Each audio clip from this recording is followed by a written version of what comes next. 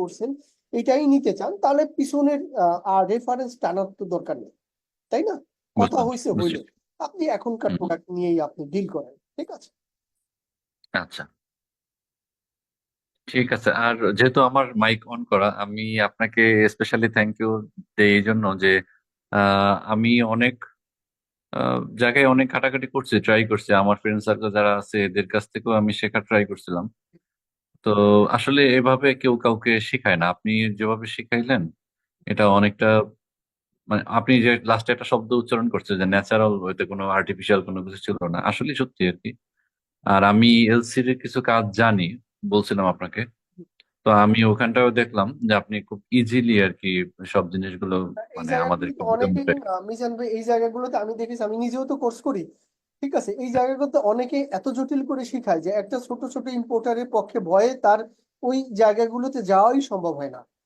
হয়রাস কিন্তু দেখেন, যারা এই যে যে ইম্পোর্ট ইম্পোর্ট এক্সপোর্ট শিখে বা যারা কাজ করবে, অ্যাকচুয়ালি কাস্টমস এর কাজগুলো তাদের মাথায় এনে ধরাই দিয়ে সিএনএফ এর কাজ, তার কি সম্ভব সিএনএফ টা ডিল করা? আপনি বলেন, একটা ছোট না, না। ইম্পোর্টার সে কি কাস্টমস এ যায় সে কি এগুলো করবে?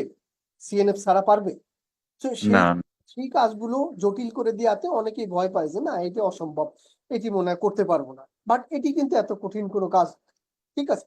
অর্থাৎ যেই কাজগুলো যার, আমরা কিন্তু তাকে যদি দায়িত্ব দিই সিএনএফ এর কাজগুলো সিএনএফ করবে, আমার তো এই জায়গায় এত মাথা ব্যথার আপাতত দরকার নেই।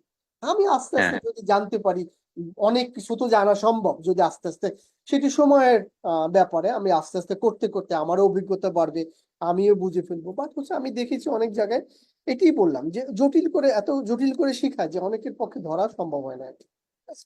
তো হুম, সেই হুম, হুম। জায়গাতে আমি অনেকটা চেষ্টা করেছি আপনাদের সহজভাবে যেন আপনারা ধরতে পারেন এটা। জি। আর হলো সবার উদ্দেশ্যে আমার আরেকটা কথা বলি।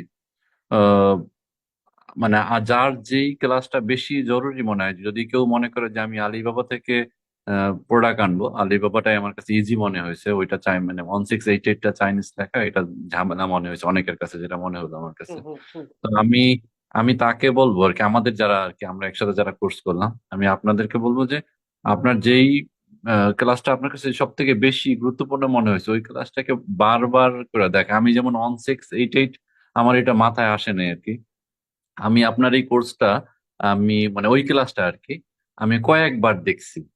আমার মানে অনেক সময় নষ্ট হয়েছে, কিন্তু আমি অনেকবার দেখছি, পিছনে টেনে টেনে দেখছি, আপনার কথাগুলোকে বারবার শুনছি, তারপরেও কাজ করতে পারতেছিলাম না। আমি তারপরও ধৈর্য নিয়ে আবারও দেখছি, কিন্তু আমি এখন নিশ্চিত যে ইনশাল্লাহ আমি পারবো। তো এই জন্য আমার সবার উদ্দেশ্যে এটাই বলা, কারণ আমি শেষ করতেছি, আমার সবার উদ্দেশ্যে এটাই বলা যে আপনার কাছে যেটা বেশি গুরুত্বপূর্ণ মনে হবে, যেমন আমার কাছে ওই এলসির চ্যাপ্টার গুলো খুব বেশি একটা জটিল মনে হয় না। তো যার কাছে মনে হবে যে আমাদের এলসিটা ভালো বুঝি না, আমার মনে হয় ওই ক্লাসগুলোকে সময় নিয়ে দুবার তিনবার যদি রিপিট করা যায়, দেখা যায়, শোনা যায়, আমার মনে হয় জটিলতা কেটে যাবে। মানে কামাল ভাই খুব ইজিলি বুঝাইছে আর কি সব বিষয়গুলো। জি, আমি শেষ করলাম। এটাই